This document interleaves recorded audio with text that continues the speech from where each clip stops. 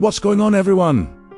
And welcome back to the channel. Today, we've got a super exciting deep dive into two things I am incredibly passionate about: scents and sounds. We're going to be unboxing and reviewing the brand new Hawas London. And then we reshifting gears to talk about what might be the most anticipated album of the year. A$AP Rocky's Don't Be Dumb. So, grab a drink, get comfortable, because we've got a lot to cover. Let's start with the fragrance. Rasasi's Hawas has been a legend in the community for years. The ultimate summer beast mode scent. So when they announced Hawas London, the hype was absolutely through the roof. I finally got my hands on a bottle, and the presentation is just top-notch. It comes in this sleek, dark packaging, and the bottle itself, wow.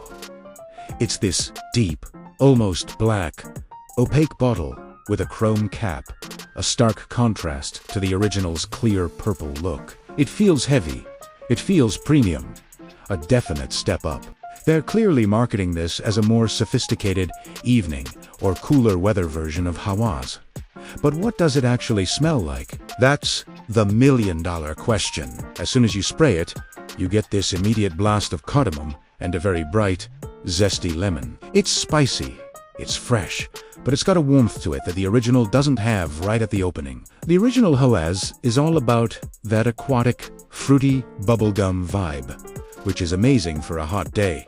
Hawas London, however, opens up with more spice and a hint of that signature Invictus DNA, but it's done in a much more refined way. As it starts to dry down, probably about 10 to 15 minutes in, some interesting notes begin to emerge. You start to get a subtle hint of iris, which adds this powdery, almost clean, and very elegant touch. It's not a lipsticky iris like you'd find in a Dior Homme Intense, but it's definitely present, giving it a sophisticated backbone. You also get a bit of what they call a watery accord, which I think is their way of linking it back to the original's aquatic nature. But here, it's more like a cool, crisp, mineral water note rather than a full-on beach bibe. The real magic for me happens in the deep dry down, about an hour or two, and this is where the ambre patchouli and sandalwood come out to play. It becomes this incredibly smooth, warm, and slightly sweet scent. The patchouli is clean, not earthy or dirty at all, and it blends beautifully with the creamy sandalwood. The amber gives it this resonant warmth that just radiates off the skin. It's masculine, it's alluring, and it feels incredibly modern.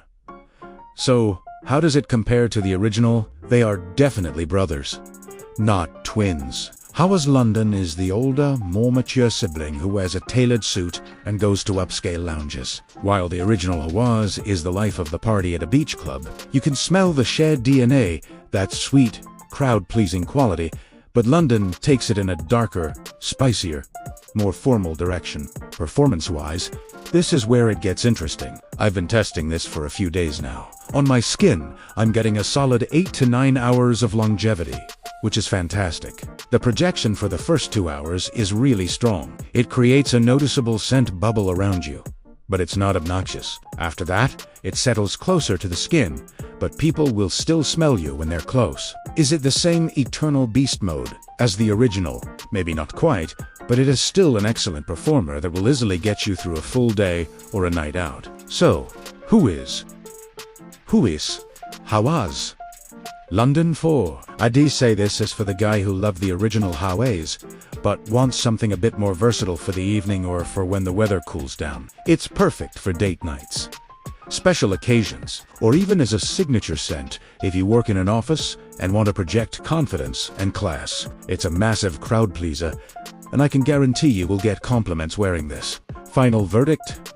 Rasasi has another huge hit on their hands. Hawas London is a phenomenal release that lives up to the hype. It's a modern, sophisticated, and incredibly attractive fragrance. A definite must-try. Alright, now let's switch from our sense of smell to our sense of sound. It feels like we've been waiting an eternity, but the whispers are getting louder, the snippets are getting clearer, and the anticipation is reaching a fever pitch. We need to talk about A$AP Rocky's new album, Don't Be Dumb. First off, let's just acknowledge how long it's been. Testing came out way back in 2018. That album was, for a lot of people, it was experimental.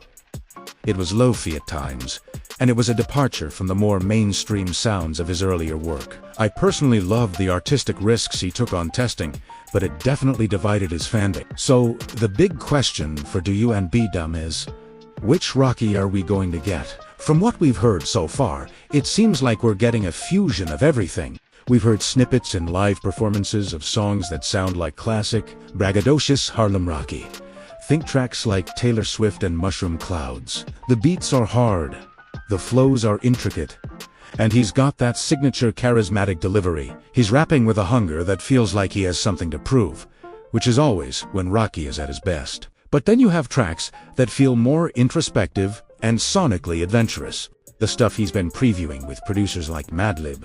And of course, the rumored heavy involvement from Tyler, the creator, suggests we're going to get some really unique and layered production. Rocky has always had an incredible ear for beats, and pairing him with these kinds of forward-thinking producers is a recipe for something special. He's a fashion icon, an art curator, and his music has always reflected that eclectic taste. I expect this album to be sonically diverse, pulling from different genres and eras, but hopefully in a more cohesive way than Testing sometimes felt. One of the most exciting aspects is the potential list of features. We've heard names thrown around like Frank Ocean, Tyler, the creator, and maybe even a surprise from Rihanna. Rocky's albums have always been star-studded events, but the collaborations always feel organic and purposeful, not just thrown in 4 streams. A new Frank Ocean feature in 2024, the internet would literally break. Lyrically, I think we're going to see a more mature A$AP Rocky. He's a father now. He's been through some very public legal battles, and his perspective on life has undoubtedly changed. I'm hoping he channels all of that into his music. He has always been great at painting pictures with his words, detailing the high life, the fashion, the parties, but I'm really interested to hear him get more personal, to talk about his legacy, fatherhood, and his place in the culture right now. The title itself, Don't Be Dumb, feels like a mission statement, a piece of advice to himself and to the listener. So, what are my predictions? I think Do You and Be Dumb is going to be a dollar AP. Rocky esse magnum opus. I believe he is going to find the perfect balance between the commercial appeal of his early work and the experimental artistry of Testing. It's going to be a record that is sonically rich, lyrically potent, and stylistically ahead of the curve. He knows the pressure is on. He knows the world is watching. And I don't think he's going to disappoint. This isn't just another album drop. It feels like a major cultural event waiting to happen. I am beyond hyped, and I'm sure you are too. Let me know down in the comments. What'd you think? Are you copying Hawas London? And what are your biggest hopes for A$AP Rocky's new album? I'd love to hear your thoughts. Thanks so much for tuning in. If you enjoyed the video, make sure to hit that like button. And if you haven't already, subscribe for more content on the best scents and sounds. Catch ya in the next one. Peace.